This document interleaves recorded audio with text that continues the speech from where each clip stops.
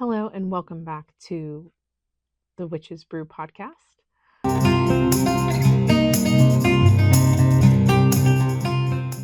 I am Amanda, and let's talk witchy stuff.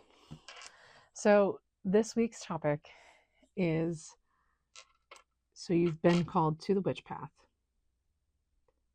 Now what?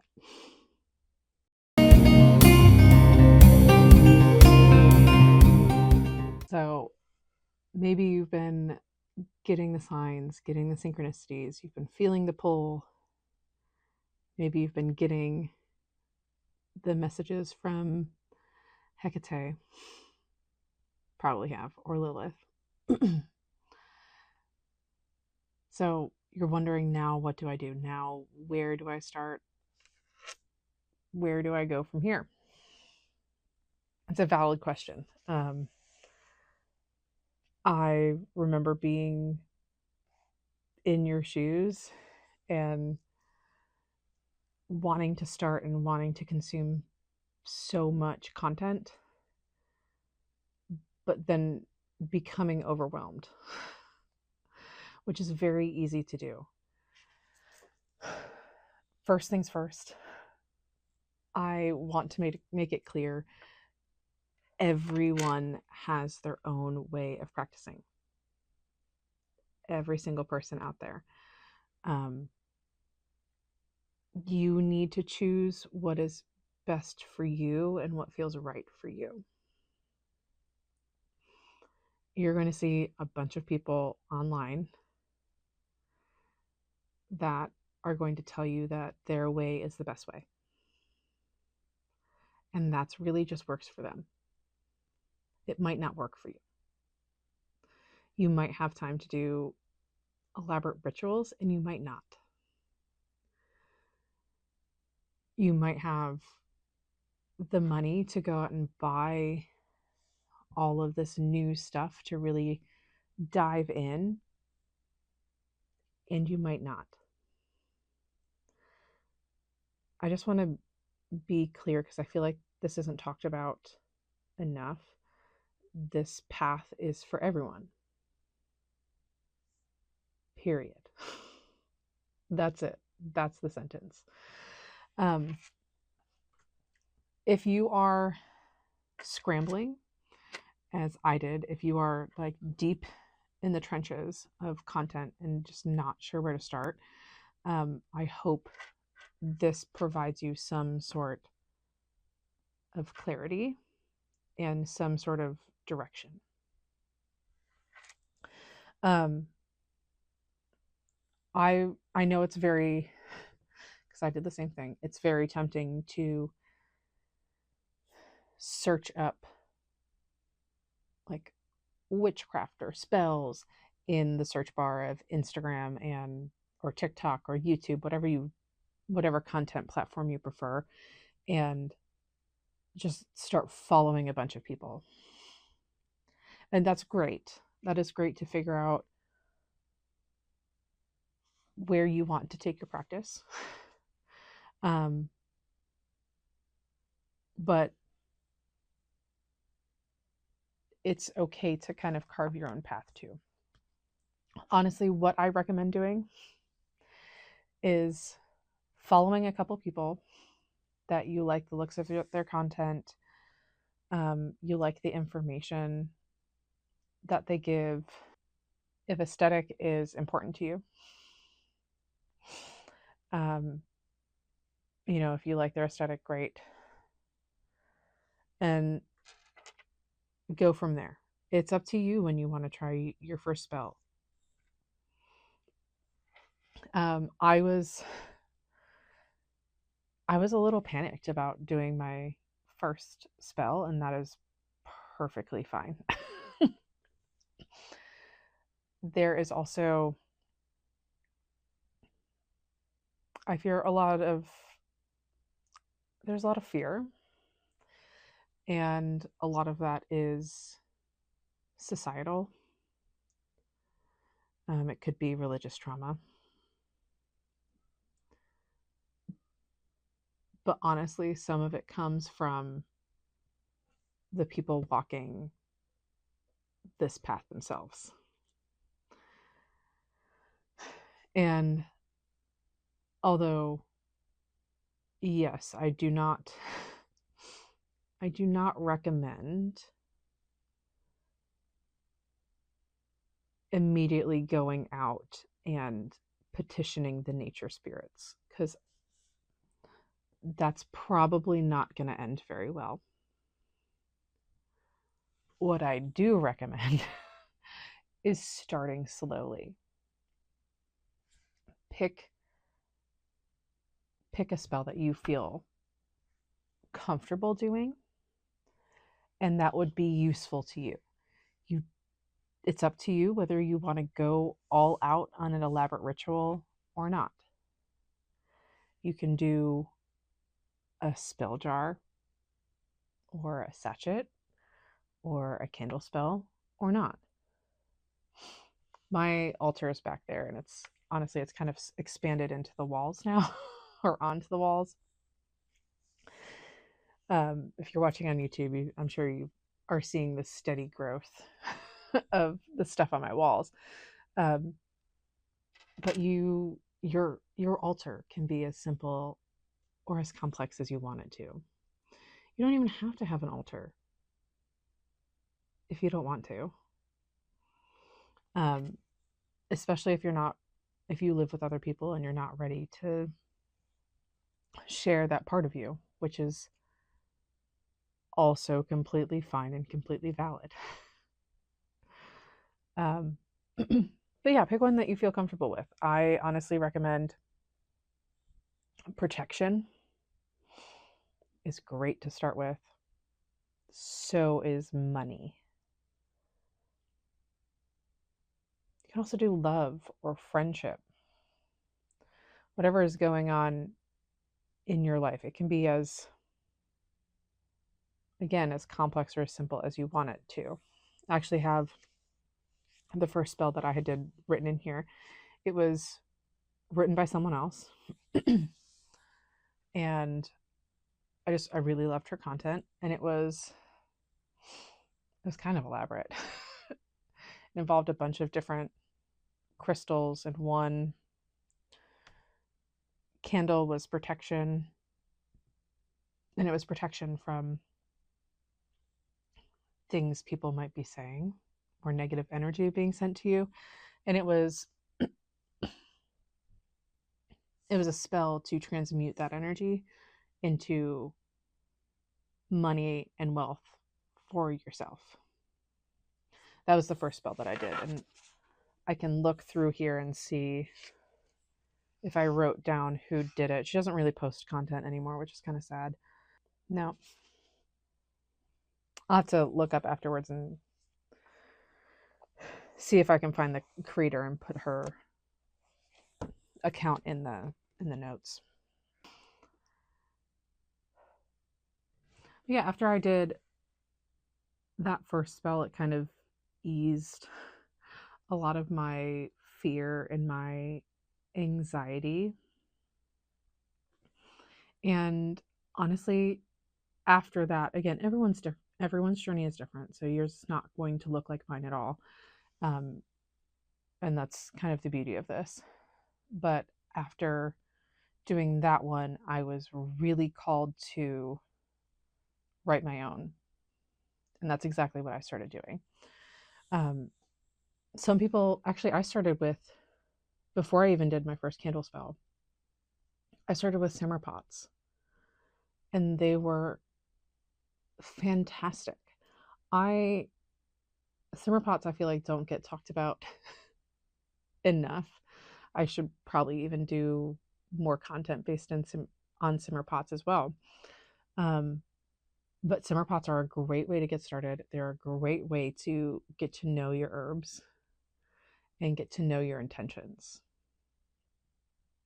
One of my favorite accounts that she really does a lot of simmer pots and a lot of really easy magic is Mo Dizzle, but the O was a 0. I'll put her accounts in the show notes as well and below in the description if you're watching this on YouTube. She is fantastic. And she also has a bunch of information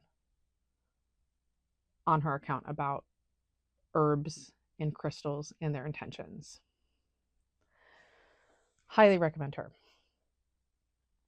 If you're looking for some concrete resources, like I have, like, I haven't even followed that many accounts. I'm really looking where to get started. Like, what do I need? That's what I feel like a lot of people ask me is, what do I need? I would say use the herbs first that are in your pantry. Get to know those first. You do not need to spend a ton of money right off the bat buying a bunch of herbs. And honestly, there's so much that you can get at the grocery store, which again, I feel like is not talked about enough. Not just in the herb section, but also with the tea section as well. You can find so much just in the tea section. Don't sleep on your grocery store, that is for sure. But yeah, get to know that first. Get to know the intentions for those. I bought these chime candles off of Amazon. It came in a box of 20, and there were 2 boxes of 20, so a total of 40 candles. And I gave one of the boxes to somebody else. You don't have to be spending a lot of money. You can do a lot with tea lights. Tea lights are very inexpensive. I would say go to some of your local stores. Like if you're in the US, go to your local grocery store or Dollar Tree or Dollar General. See what candles they have. See what tea lights or votives or even pillar candles that they have. You don't need to be like, you really don't need to spend a bunch of money, especially if you're not sure like how you're going to feel about this. I also recommend, at the very least, a notebook. Some people prefer to take notes on their phone. I have both. I write down notes in my phone. I also have my physical notebook that I write all of my stuff in. If you've watched any of my spell videos, like you see this off to the side in pretty much every single one of them. If you're looking for some books with some resources, there are obviously a ton of different books out there. I have, if you're watching on YouTube, I have a bunch of books behind me. A lot of them you can't even see this. They stretch on forever. You can buy a bunch of spell books and peruse through them, get to know their intentions as well. That's great. Whatever your process is. These are the 2 books that I swear by. These are always out whenever I am creating content or writing my own spells or anything like that. These are my top 2. And that is The Encyclopedia of Magical Herbs by Cunningham and The Crystal Bible by Judy Hall. These 2 together have so much information. I also say, do not underestimate the power of Google. You can take any herb that you have, any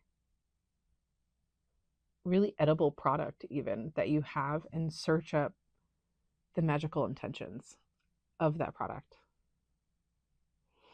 Even for oils, for scents, things like that. Like, you can use all of that stuff to set intentions. You can turn your everyday routines into rituals and into intentions. It is really that easy to start practicing. And I will be doing a video about that next week, or a podcast episode about that next week. So be on the lookout for that. If you are looking into divination, again, a lot of different ways to do divination. You might be called to one in particular, and there is a reason why you are being called to that. I think charm casting looks so much fun, but I really do not have. I really shouldn't pour my resources into buying a bunch of charms when I already have so many tarot and oracle decks. You might be called to a pendulum or a coin. There are really just there are so many. If you're looking the more traditional card route,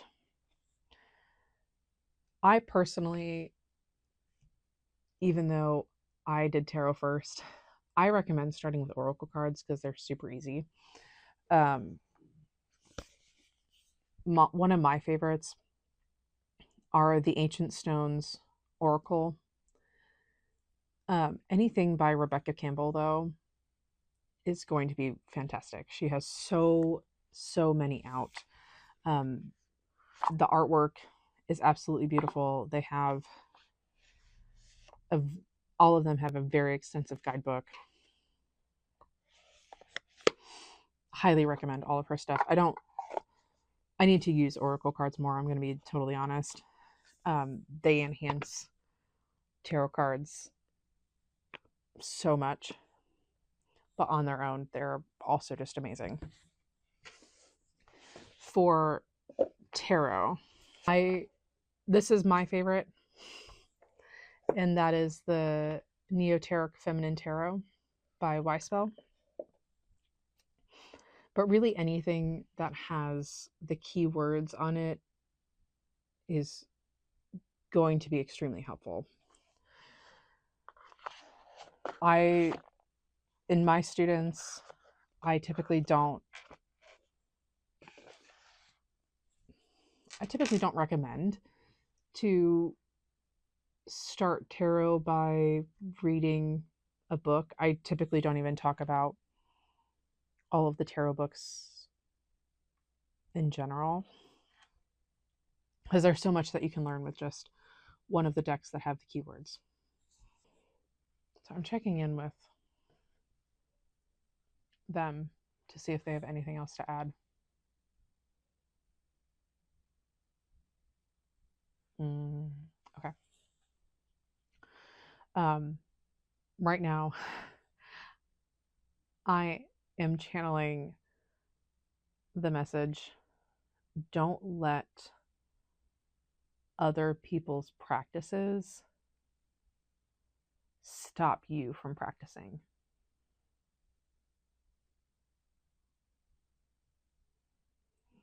And they're also saying, if you see something that you don't like, scroll past it. All right, don't even give it a second thought. There is going to be a lot of stuff out there that's not for you, that doesn't feel right for you. But there's also going to be a lot of stuff out there that does. I know that my practice is not for everybody. I know that there are some people out there that prefer not to work with spirits at all, or they prefer to work with the really dark stuff. And, I will talk to Hades and Lucifer all day.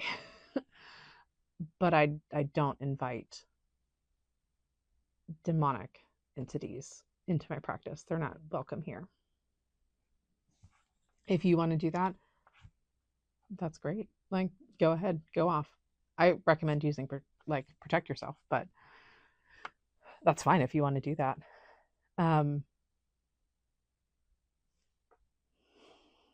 Every single practice is unique. Once you get into it, you will find things that work for you. And you will also try things that don't. And whatever doesn't work for you, just discard it and gather the stuff that does.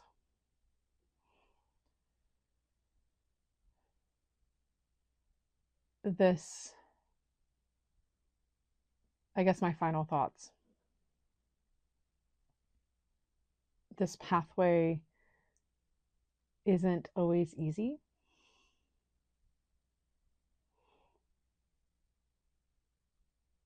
I know I've experienced a lot of clearing out of the old that doesn't suit me anymore. And I'm not saying it was easy to get rid of a lot of those things, but it was worth it. The shadow work, I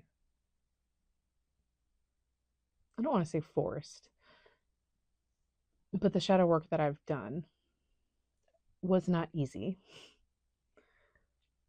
But again, it was worth it. I think that's all. I know Hecate's over here.